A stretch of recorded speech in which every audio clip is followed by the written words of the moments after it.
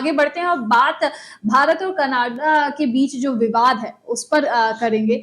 और लगातार हम विवाद देख रहे हैं वो अभी भी थमने का नाम नहीं ले रहा है। और अगर हम भारत सरकार की बात करें तो कनाडा के डिप्लोमेट्स के वापस बुलाए जाने के बाद ब्रिटेन और अमेरिका ने भी इस मामले में अपनी अपनी प्रतिक्रियाएं सामने रखी है। दोनों देशों ने कहा है कि भारत को वियना कन्वेंशन के नियमों का पालन करना चाहिए और डिप्लोमेट्स को मौजूदगी उनकी कम नहीं करना चाहिए। इसके साथ ही अमेरिका ने भारत को निज्जर की हत्या के मामले में सहयोग करने को भी कहा है। जी देखिए, एक्चुअली क्या है कि जिस तरीके से कनाडा में जो है भारतीय दूतावासों पे हमले हो रहे थे, तो उसको देखते हुए जो है भारत ने अपने लोगों को बुला लिया। तो एक कार्रवाई होती है कि जब दो देश जो है जब एक दूसरे के राजनयिक संबंध होते हैं और जो दूतावास होते हैं, तो जब आप हमारे राजनयिकों को अगर किसी भी तरह से आरोप से वहां से भेजते हैं तो यहाँ से भी भेजा जाता है।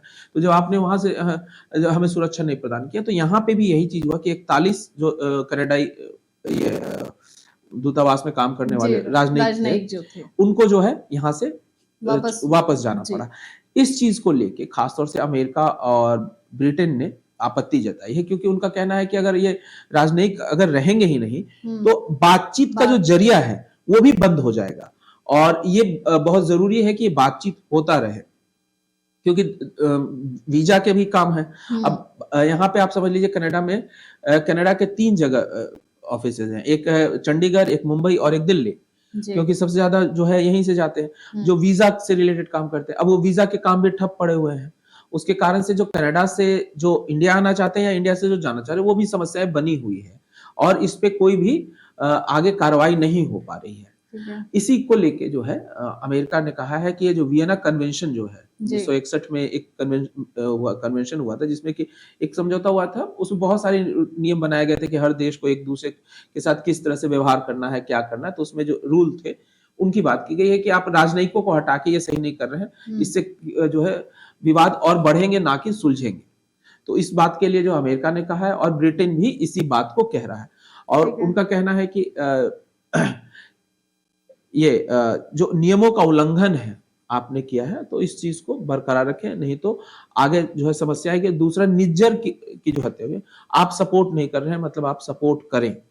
ये जो है वो अमेरिका ब्रिटेन दोनों का ही कहना है खासतौर से। और देखिए ये जो होता है वो डिप्लोमेटिक की भाषा में यही कहते हैं कि आप जो है कनाडा ये काम अमेरिका और ब्रिटेन से करवा रहा है, क्योंकि उसको प्रेशर तो बनाना है।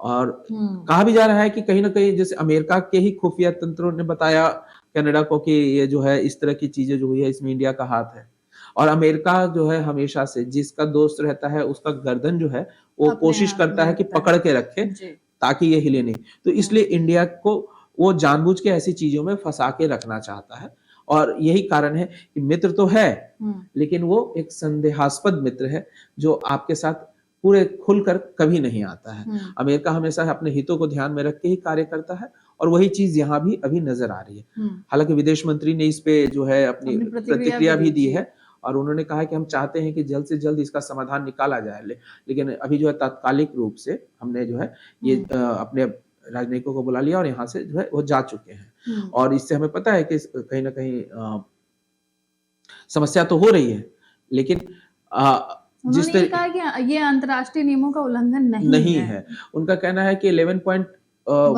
एक जो है नियम है उसके तहत जो समानता के तहत जिस तरीके की का व्यवहार जो है मतलब हमारा अपोनेंट देश करता है उस तरह से करने का अधिकार हमारा भी है। तो हमने उसी की तरह से ये प्रतिक्रिया स्वरूप किया है। तो इसमें हमने जो है कोई भी वियना कन्वेंशन का उल्लंघन नहीं किया है। तो ये कहना है विदेश मंत्री का।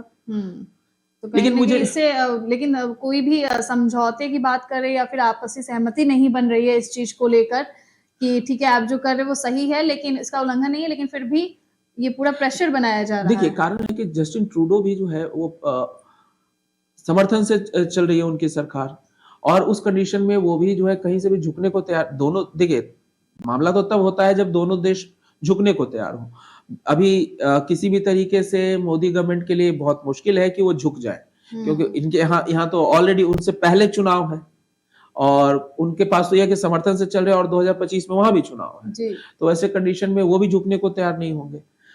और खास तौर से जो है जिस तरीके से जस्टिन ट्रूडो को माना भी जाता है कि वो खालिस्तान के जो आतंकवादी हैं, उनके समर्थन में ये शुरू से रहे भी हैं।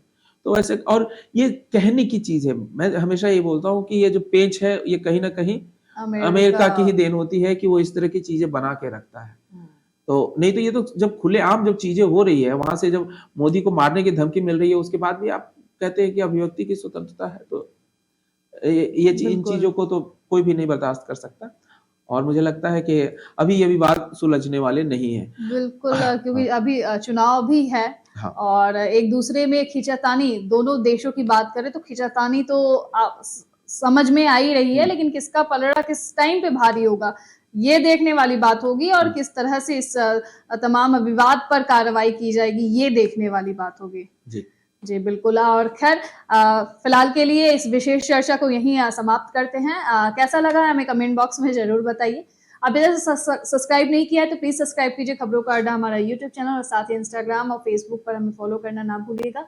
खबरों का ज्यादा डोज चाहिए तो हमारे वेबसाइट खबरों के अड्डा को विजिट करना बिल्कुल भी ना भूलिएगा। इजाजत दीजिए हम दोनों को। नमस्कार। नमस्कार।